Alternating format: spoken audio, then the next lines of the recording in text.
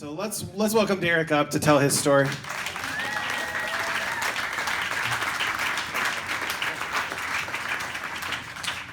I promised William I'd freestyle.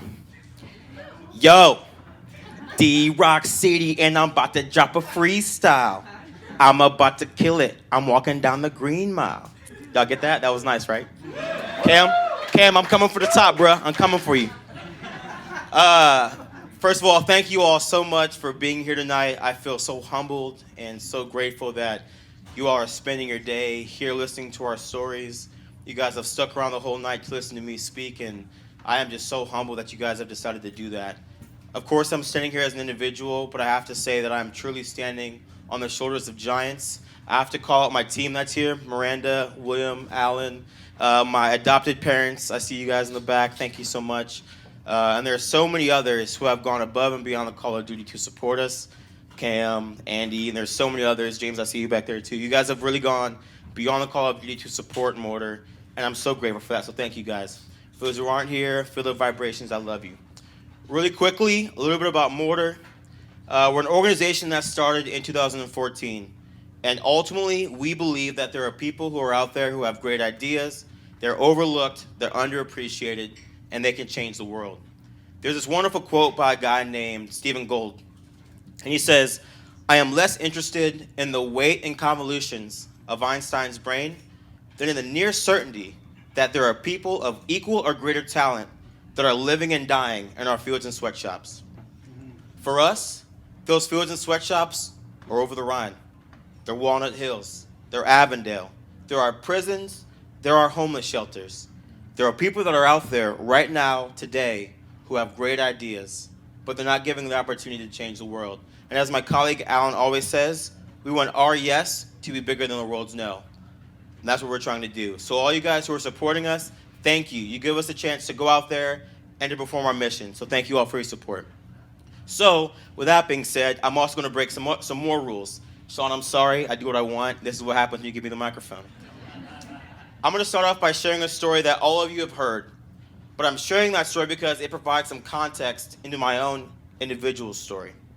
This is a story, again, that every single person in this room has heard.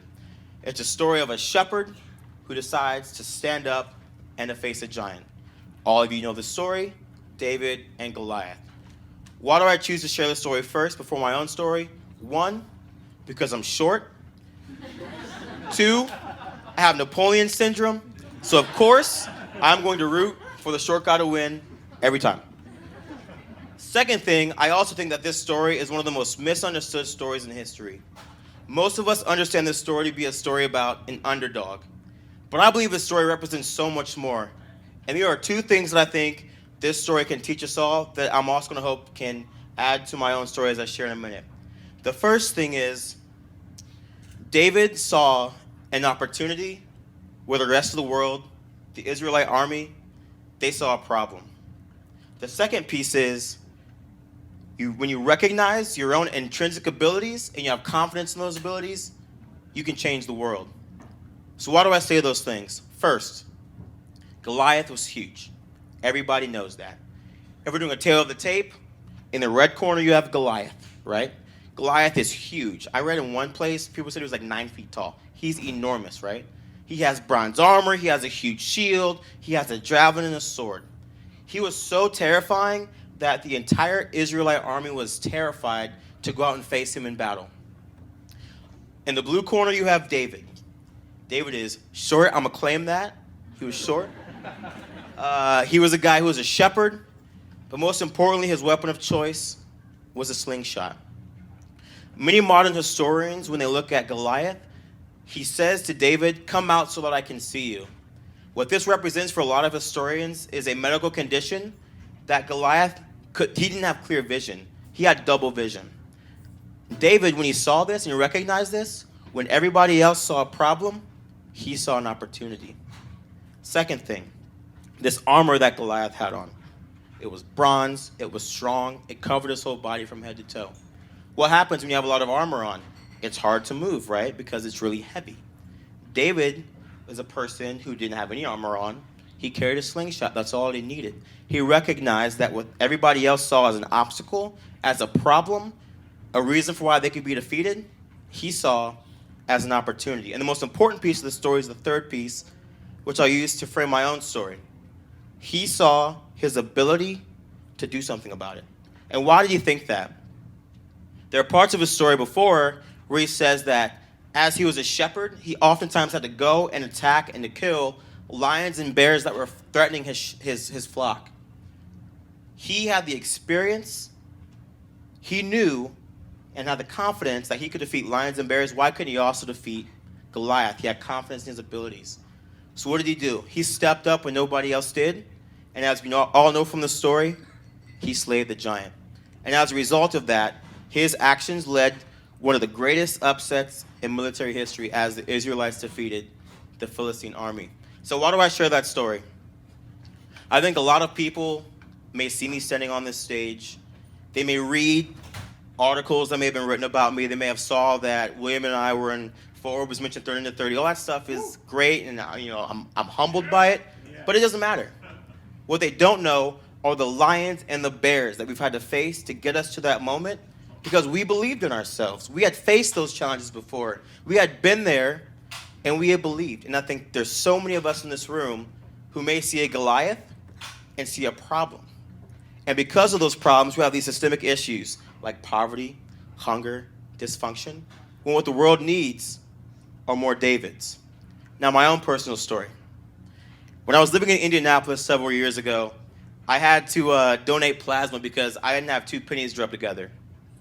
If any of you have ever donated plasma before, it can sometimes be a very debilitating experience. But I had to do it. And there was one opportunity that I had to go on a date. And how am I going to pay for a date without any money? So I thought, hey, I'll donate some plasma. It was literally blood money. So I'm in the plasma place. I have small veins apparently, so it's going really slow. And if you know me, I hate being late more than anything. I just hate it. And I was looking at my clock and I realized I was running late. So I'm rushing and I get out of there as quickly as I can. And I get to this really expensive restaurant that this girl had asked me to meet her at. Should have known, first red flag. So I get there and I try to distract her. I'm like, hey, what's going on? How you doing? We have beers, we eat. And I'm thinking, wow, this is actually a really nice time. I'm really enjoying myself. When all of a sudden I start to sweat profusely. To use a biblical reference, it was like the flood was on my face. It was horrible. So I'm thinking, well, I'm gonna get myself together. I'm gonna stand up, go to the restroom, pat myself down. I'm gonna come back and I'm good. So I stand up, turn to the restroom, and I get lightheaded. And I'm like, oh God, this isn't right. So I'm like, okay, it's how my brain works, y'all. So I'm gonna go outside, get some fresh air, come back inside, good to go. So never know what happens. So I go outside, I take one step, next thing I know, I fainted. Passed out. So I'm on the ground, and it just rained, so my clothes are all muddy, and I'm thinking, what the hell just happened to me? I'm in the suburbs, and no offense to my Caucasian brethren, but there are a lot of white folks out there. And I'm sure they're like, what is this dude doing passed out on the floor? So they're running out with me like, oh my God, what's going on? And it's crazy, and I'm prideful. I'm like, get the hell away from me. I'm good. Get away from me. Luckily, they had the foresight to know that I wasn't okay, so they stand me up, they walk me inside, and they sit me down, and they bring me a glass of water. The restaurant manager is there, the restaurant owner is there, they're all concerned, and some crazy lady runs in from the parking lot, and she goes, I just saw a guy have a seizure, I just called 911. So the paramedics came. Simultaneously, this lady has no idea that all this commotion behind her is because of me. And I'm just praying to God, let this get over with, I can go back, and I'll just try to figure out a story to make it work. Their paramedics come, I'm in the ambulance, they're like, what the hell were you doing? Why are you so dehydrated? I'm like, man, I was giving blood today. I couldn't tell them I donated plasma because, I got some street cred I got to uphold.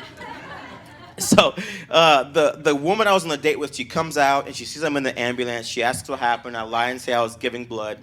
And the moral of the story, two things. One, luckily, I never saw this person again. And two, I still paid for the meal. So I share this story to say that a person who has hit that proverbial rock bottom a person who has experienced frustration, depression, these obstacles, these Goliaths in our lives, you are actually some of the most people who are most able to slay giants, right? And there are so many Goliaths, again, in this world that we face, whether they're internal or external, and we have the ability to slay them if we believe in ourselves. I'll leave with a quote. Who's seen Coach Carter? A couple of y'all, it's a great movie. You guys should watch it. And there's this quote at the end. I'm going to read it to you guys. I couldn't memorize it. I'm sorry.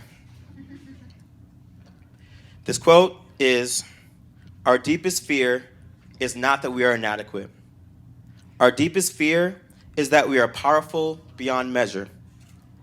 It is our light and not our darkness that frightens us most. We ask ourselves, who am I to be? Brilliant, gorgeous, talented, and famous? Actually, who are you not to be? You are a child of God. Your playing small does not serve the world." Y'all didn't hear me the first time. I'm going to preach for a second.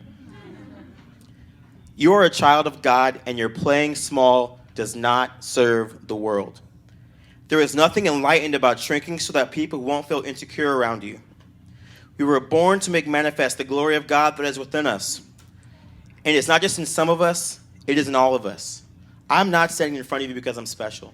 I'm not. I'm standing in front of you because I took a step forward when nobody else did. I'll keep going. And when we let our own light shine, we unconsciously give other people permission to do the same. As we are liberated from our own fear, our presence automatically liberates others. Our presence automatically liberates others. I'm going to tie it back to that story I started with David and Goliath. What happened when he stood up and said, "I will fight"?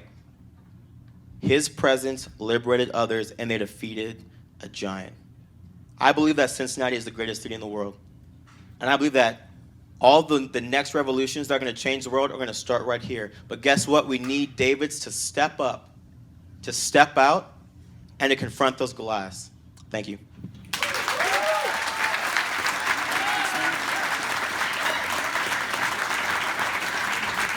Give it up for Derrick Braziel, everybody.